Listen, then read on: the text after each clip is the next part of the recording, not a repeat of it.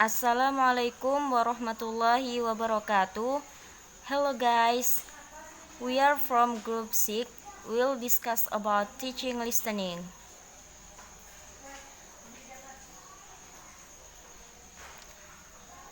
Related to this topic, we will explain about the aspects of teaching listening, methods, strategies, and techniques, its application, and the last, tips for improving listening skills.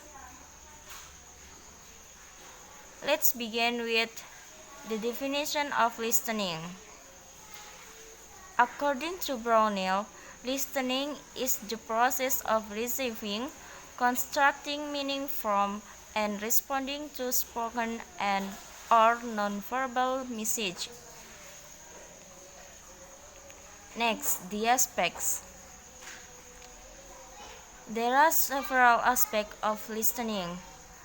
The first is colloquialism. Is a familiar expression used mostly in informal speech. A colloquialism is usually acceptable in everyday conversation but not in formal writing. For example, the old geezer had shoulder pointing at me.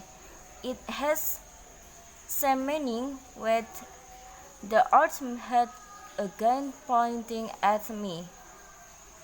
The second is reduced forms.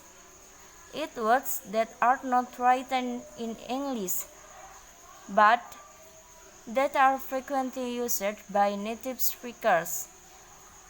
It's important to be able to recognize them, so you can understand spoken English well. For example, I'm gonna go to the store. Gonna like going to. The third is repetition. It is the act of repeating or restating word more than once. Mostly it used in literary works. For example, heart to heart and rain rain go away. In addition, they must correctly interpret inflection, intonation, and word stress for added meaning and nuance. Inflection is process of word formation which items are added to express grammatical meanings. For example, girl, girls. The girl added as to have plural meanings. The second is intonation. It refers to variation in spoken pitch or tone and stress or emphasis. The last is word stress. Word stress, it is the verbal emphasis placed in one syllable of a word. Okay, now I will explain the second point, methods, strategies, and techniques. Communicative language teaching is a dominant methodology. CLT uses real communications rather than demonstrations or displays of vocabulary and target grammar. It uses information gap activities, role plays, games, discussion of real issues, etc. That's why CLT is the dominant method used in teaching listening. The lecturer can be a facilitator for learning by students in CLT activities. Listening in CLT has a communicative purpose in that students are expected to use the information they hear, just as we do when we listen outside the classroom. Learning with the CLT method uses recordings of students' conversations, transcription, and small group exercise. Now let's move into strategies. So there are two strategies used in teaching listening. The first one is cognitive strategies. It is mental activities related to comprehending and storing input in working memory or long-term memory for later retrieval. Second one is metacognitive strategies. What it is? Those conscious are unconscious mental activities that perform an executive function in the management of cognitive strategies. Next, the techniques. There are two techniques used in teaching listening. The first one is bottom up.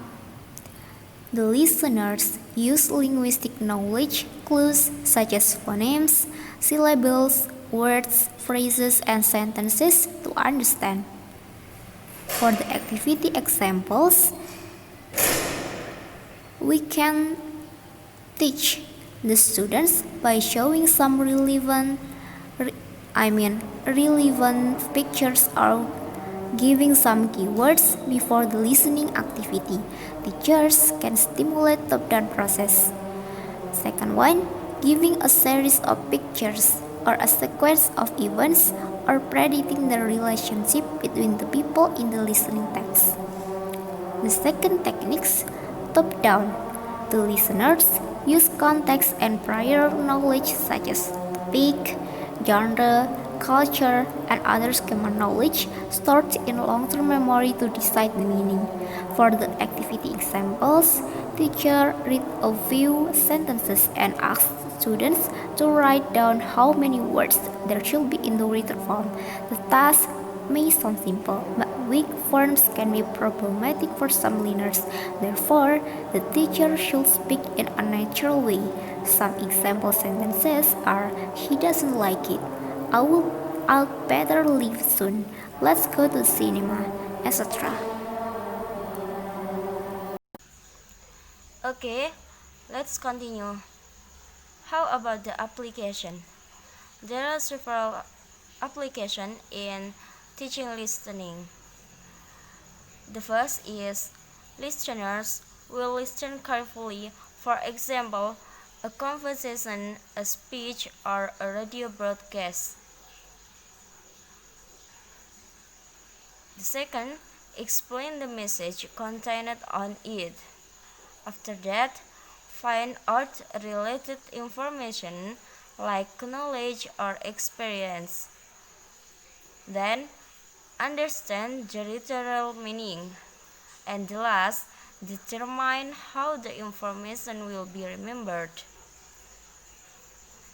Now, I will share to you tips for improving listening skills. There are 8 tips I will share to you. The first, be active in your listening. Do not be passive. Active listening is focused listening. You are trying to truly understand the meaning behind what's being said. Meanwhile, passive listening simply involves hearing what's being said, but not really attempting to understand every word. Second, use Fluent U to practice English listening with authentic videos. Third, watch English TV and films with bilingual subtitles. Fourth, play ESL listening game online. Fifth, quest meaning from the context of the conversation first. Sixth, don't be afraid to eavesdrop on the bus, at work, at coffee shops, etc. What is the meaning of eavesdrop? Eavesdrop simply means listening to the conversations of people near you. Seventh, try to interact with different types of English speakers. You know what? That English speakers may have different accents or even dialects, so you can try these 7 tips. 8. Remember that you won't understand everything, even if you become very good at English. So, this is the additional materials. You can check the links below in the slide. This is our reference. Okay, that's all from our group 6. Thank you for watching our video. Hope it will be beneficial to all of us. If you have any question, you can post your questions in our Telegram group.